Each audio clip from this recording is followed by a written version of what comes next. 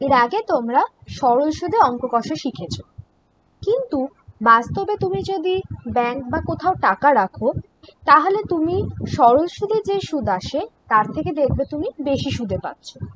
যেমন ধরো তুমি ব্যাংকে 1,000 টাকা জমা রেখেছো 5% সুদে, তাহলে 2 বছর বাদে তোমার সুদ হওয়া উচিত ছিল 100 টাকা, কিন্তু তুমি যখন দেখছো তখন দেখছো সেটা 100 নয়, তার থেকে বেশি। তাহলে কি হচ্ছে না, আমরা সরল সুদে অঙ্ক কষার সময় দেখেছি যে সুদ সমান সমান পি আর টি ভাগ 100, অর্থাৎ প্রিন্সিপাল বা আসল, সুদের হার এবং সময়ের সাথে সুদ সরল সম্পর্কে থাকে। এবার আমরা এখানে দেখছি যে আমাদের সুদের হার একই আছে, অর্থাৎ 5%। সময় প্রথম বছর 1 বছর, তারপরেও 1 বছর বাদে আমরা দেখছি, তাহলে তো আমাদের সুদ পরিবর্তন হওয়ার কথা নয়, কিন্তু হচ্ছে। তাহলে কোথায় পরিবর্তনটা হচ্ছে? আসলে প্রথম বছর আমরা 1,000 টাকা আসলের ওপর সুদ নির্ণয় করছি, কিন্তু দ্বিতীয় বছর আমাদের আসলটা প্রথম আসল যোগ সুদ, সেই যে মোট সুদ আসল তার ওপর আবার 5%-এর সুদ পাচ্ছি। এই থেকেই আমাদের সুদের পরিমাণ প্রথম বছরে যা পাই তার পরের বছরে বেড়ে যায়। এটাকেই বলা হয় চক্রবৃদ্ধি সুদ, অর্থাৎ প্রত্যেকবার আসলের পরিমাণ বাড়তে থাকে। তাহলে এগুলো যখন আমরা হাতে করব তখন আমরা দেখে নেব যে কি করে অঙ্কগুলো হচ্ছে। তাহলে আমরা একটা অঙ্ক করে দেখে নিই। এতদিন আমরা সরল সুদের অঙ্ক কষেছি, এবার দেখব কি করে চক্রবৃদ্ধি সুদের নির্ণয় করা হয়। তা আমরা প্রথমেই কি বলেছি, চক্রবৃদ্ধি সুদের ক্ষেত্রে প্রতি বছর যে সুদ পাই আমরা সেটিকে আসলের সঙ্গে যোগ করে আমরা যে সুদাসল পাই তার উপর আবার পরের বছরে সুদ নির্ণয় হয়। তাহলে দেখি আমাদের অঙ্কতে কি বলেছে না, 30,000 টাকার বার্ষিক 6% চক্রবৃদ্ধি সুদের হারে 2 বছরে মোট সুদ ও সমূল চক্রবৃদ্ধি সুদ কত হবে হিসেব করে লিখি। তাহলে আমাদের সুদের হার 6%, তাহলে 1 বছরে 100 টাকায় সুদ হয় 6 টাকা, তাহলে 1 বছরে আমাদের কাছে আছে 30,000 টাকা। 30,000 টাকায় সুদ হয় বাই ভাগ 100 টাকা, অর্থাৎ 1,800 টাকা সুদ হয় 1 বছরে। তাহলে 1 বছরে সুদ আসল কত হয়? 30,000 যোগ 1,800, অর্থাৎ 31,800 টাকা। এর পরের বছর যখন আমরা সুদ নির্ণয় করব তখন আমরা এর উপরে সুদ নির্ণয় করব। তাহলে দেখি পরের বছরেও সুদের হার একই থাকছে, অর্থাৎ পরের 1 বছরে 100 টাকায় সুদ হয় 6 টাকা, পরের 1 বছরে 31,800 টাকায় সুদ হয় 31,800 গুণ 6 ভাগ 100,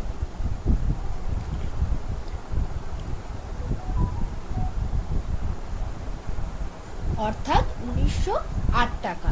তাহলে আমরা দেখতে পাচ্ছি প্রথম বছরে সুদ হয়েছিল 1,800 টাকা এবং পরের বছর 1,908 টাকা। তাহলে আমরা দেখছি যে চক্রবৃদ্ধি সুদে যদি আমরা টাকা জমা রাখি তাহলে সুদের পরিমাণ বাড়ে। যদি আমরা টাকা কোথাও জমা রাখি তাহলে সেটা আমাদের পক্ষে লাভজনক, কিন্তু যদি আমরা কারোর থেকে ধার নিই তখন আমাদের চক্রবৃদ্ধি সুদ হলে আমাদের বেশি টাকা দিতে হয়, সেক্ষেত্রে আমাদের ক্ষতি হয়। তাহলে 2 বছরে মোট সুদ আসল কত হলো? 2 বছরে দ্বিতীয় বছরে আমাদের আসল ছিল 31,800 টাকা এবং আমাদের লাভ হয়েছে 1,908 টাকা,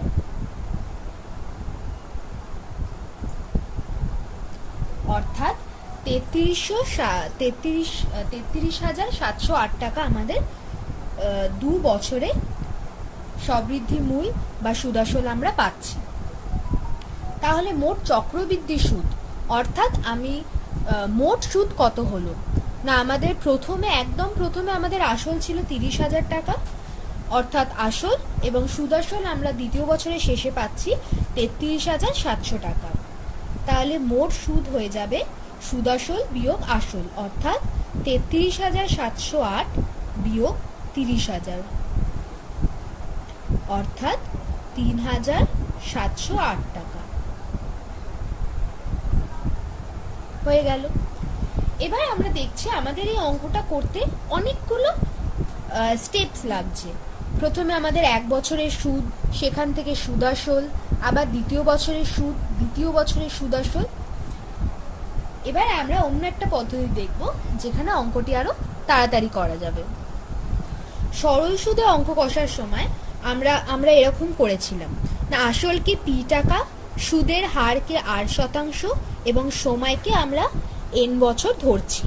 তাহলে আমরা সরল সুদে কি দেখেছি, সুদ I সমান সমান PRN ভাগ 100, এটা আমরা দেখেছি।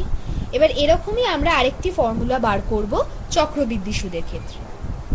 প্রথমে আমরা একই রকম ভাবে যাই না, 1 বছরে সুদ কত, অর্থাৎ PR, এখানে n হচ্ছে 1, কারণ আমরা 1 বছরের সুদ নির্ণয় করছি,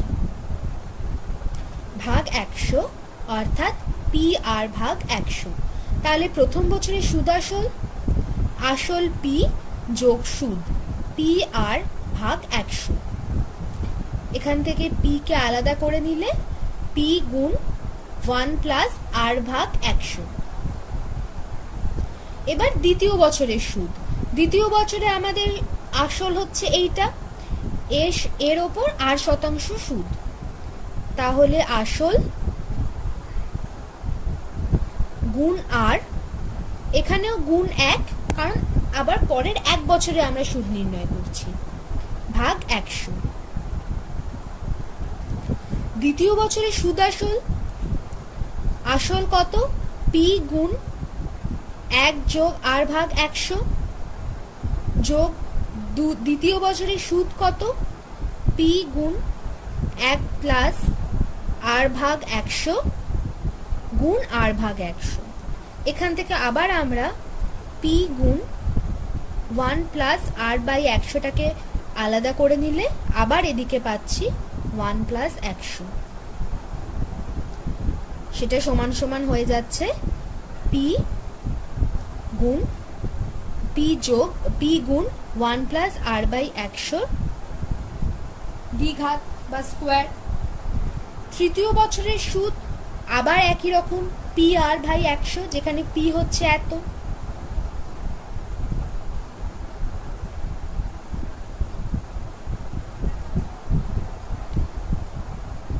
তাহলে তৃতীয় বছরের সুদ আসল, আসল হচ্ছে P গুণ 1 যোগ R ভাগ 100 স্কোয়ার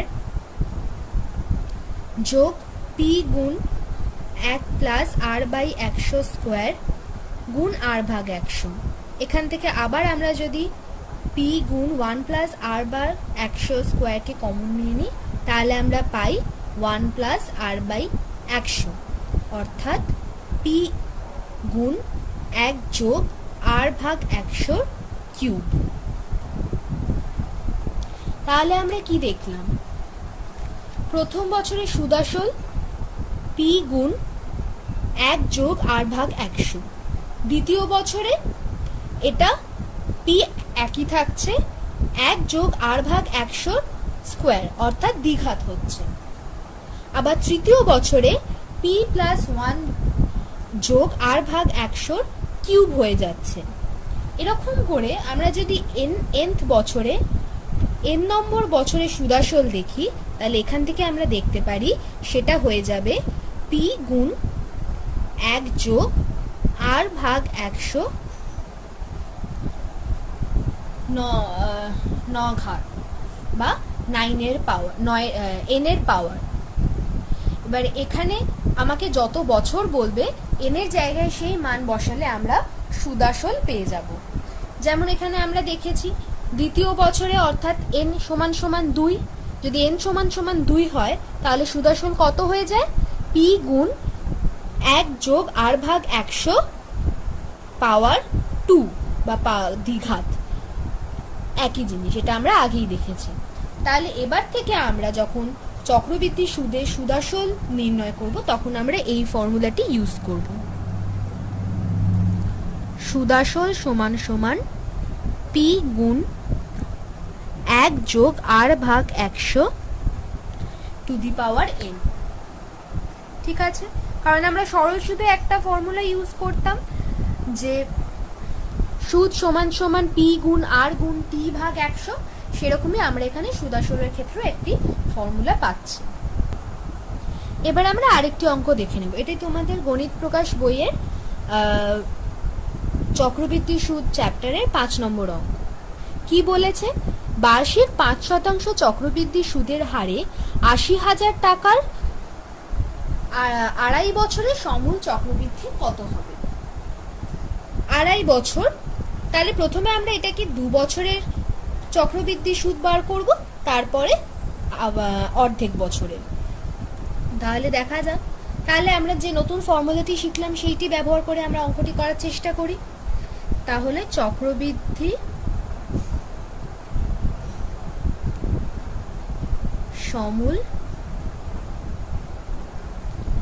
সমূল চক্রবৃদ্ধি সমান সমান p গুণ 1 যোগ r ভাগ 100 টু দি পাওয়ার n। এখানে p অর্থাৎ আসল হচ্ছে 80,000 টাকা, r অর্থাৎ সুদের হার 5%, এবং আমরা 2 বছরের জন্য নির্ণয় করছি। তাহলে এটা করে আমরা কত পাই?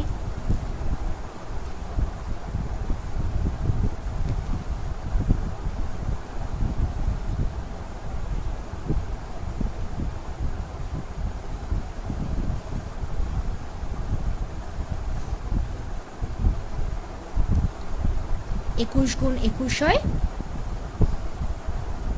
441 টাকা, তাহলে 8,820 টাকা। এখানে এটি 200 হবে, তাহলে পাচ্ছি 88,200 টাকা। এটি হয়ে যাচ্ছে 2 বছরের সুদ আসল। তাহলে 2 বছরের পরে যে অর্ধেক বছর আছে সেই বছরের আসল শেষের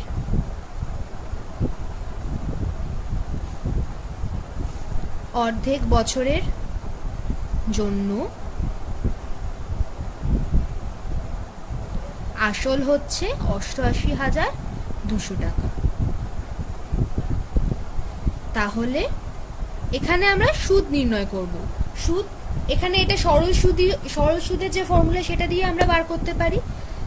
পি আর টি, পি হচ্ছে 88,200, আর তো একই আছে 5% এবং সময় অর্ধেক বা হাফ বছর ভাগ 100।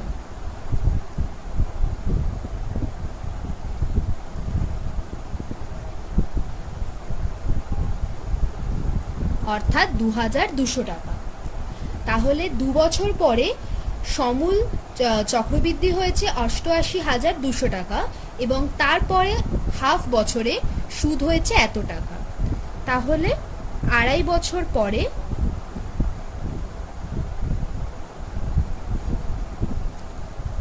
মোট সুদাসল আসল 88,200 যোগ 2,205 টাকা।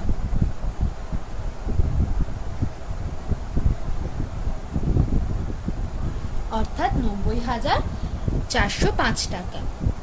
ঠিক আছে, এবার এখানে যে আমরা এই ফর্মুলাটা পেয়েছি এর উপরে বিভিন্ন অঙ্ক আসে, যে কখনো হয়তো সমূল চক্রবৃদ্ধি সুদ দিয়ে দিল, তোমাকে আসল বা প্রিন্সিপাল বার করতে হবে, কখনো বা সময় বের করতে হবে, কখনো বা সুদের হার বের করতে হবে। এখানে একটা, দুটো, তিনটে এবং চারটে আমাদের অজানা ভ্যারিয়েবল আছে। সেখানে যে কোনো তিনটির মান যদি দেয়া থাকে তাহলে আমরা আরেকটি সহজেই বার করে নিতে পারবো। এবার আমরা আরেকটি অঙ্ক দেখব, 19 নম্বর অঙ্ক। কি বলেছে না, 3 মাস অন্তর দেয় বার্ষিক 10% চক্রবৃদ্ধি হার সুদে 6,250 টাকার 9 মাসে চক্রবৃদ্ধি সুদের হিসেব করে লিখি। 3 মাস অন্তর, এটার মানে কি না, বার্ষিক হার সুদের হার 10% থাকছে বার্ষিক, কিন্তু 3 মাস অন্তর আসলের সঙ্গে সুদ যোগ হচ্ছে। অর্থাৎ এর আগের আমরা যে অঙ্কটি করলাম সেখানে 1 বছর অন্তর অন্তর আসলের সঙ্গে সুদ যোগ হচ্ছে, কিন্তু এখানে 3 মাস অন্তর অন্তর আসলের সুদ যোগ হবে। তাহলে দেখি, এখানে আমরা প্রথমে ঐকিক নিয়মের মাধ্যমেই করব। প্রথম 3 মাসের ক্ষেত্রে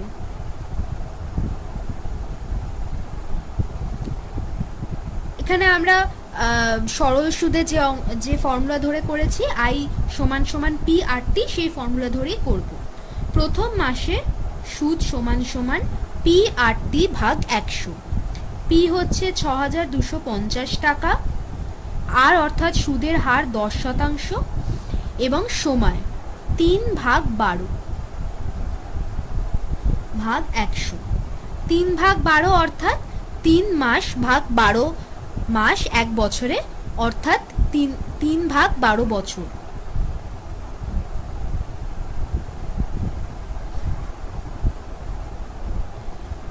এক ভাগ 4।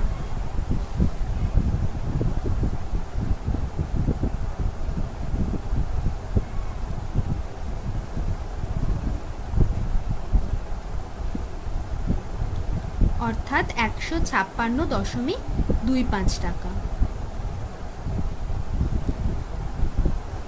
প্রথম বছরে তাহলে সুদ আসল কত হচ্ছে? প্রথমে আমরা এই হিসেবটা করছি না, এটা প্রথমের জন্য দেখালাম, এর পরের বার থেকে আমরা করব না, আমরা ক্যালকুলেশন একদম শেষে গিয়ে করব, তাহলে আমাদের অঙ্ক করতে সুবিধে হবে এবং ভুলও কম হবে। সুদ আসল সুদ ৬,২৫০ টাকা যোগ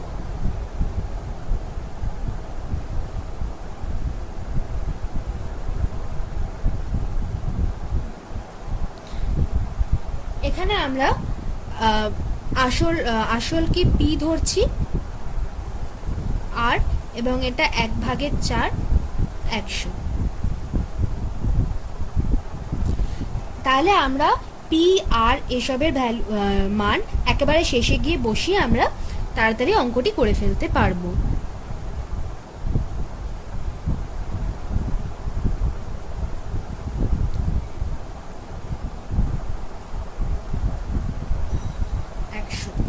তাহলে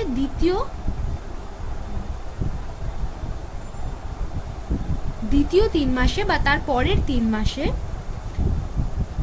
সুদ আসল কত হয়? আসল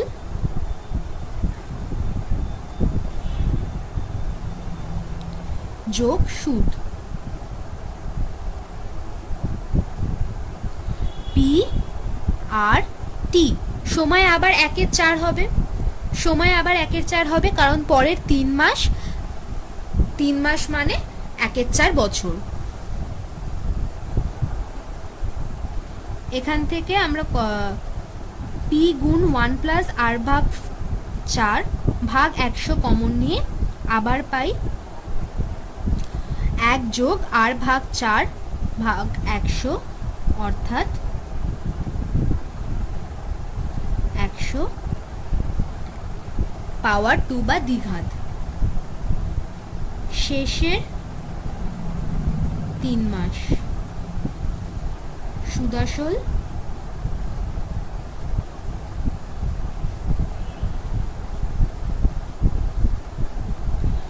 আসল যোগ সুদ পি আর টি।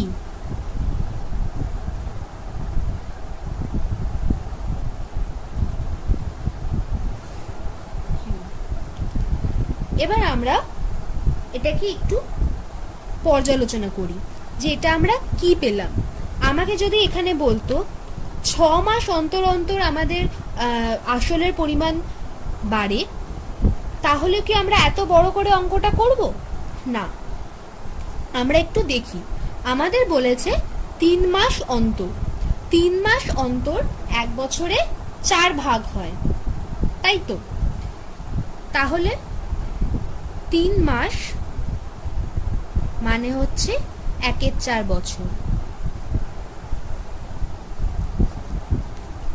6 মাস মানে হচ্ছে 6/12, অর্থাৎ 1/2 বছর বা অর্ধেক বছর। এটাকে আমরা যদি n ধরি এন মাস। এনটা অবশ্যই 12 থেকে কম, কারণ যদি 12 থেকে বেশি হয় তাহলে সেখানে আমরা 1 বছর এত মাস এরকম করে পাবো। আচ্ছা, যদি আমাদের এন মাস পরে আসলের পরিমাণ বাড়ে তাহলে এন ভাগ 12 বছর। তাহলে এটাকে আমরা যদি আরো সাধারণ করে দেখতে চাই তাহলে সুদাসল হবে পি গুণ 1 যোগ আর ভাগ 4 অথবা আর গুণ 1/4। সেটাকে আমরা সাধারণভাবে কি পেয়েছি, এন ভাগ আর।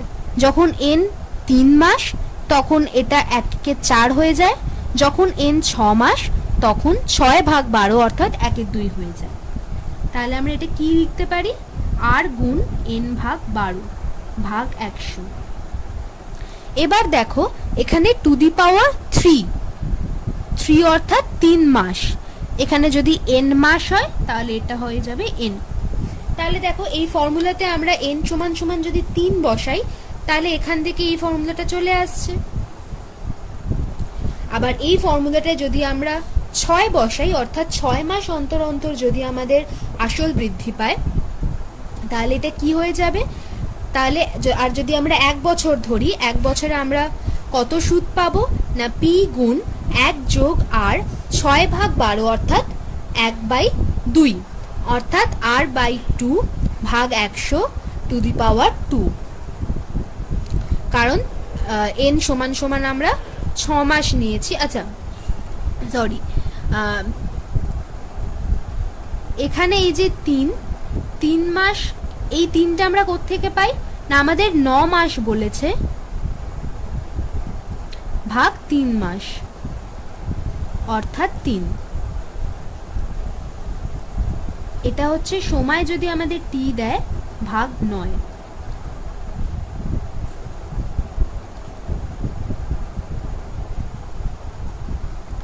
তাহলে কি পাই, টি ভাগ এন।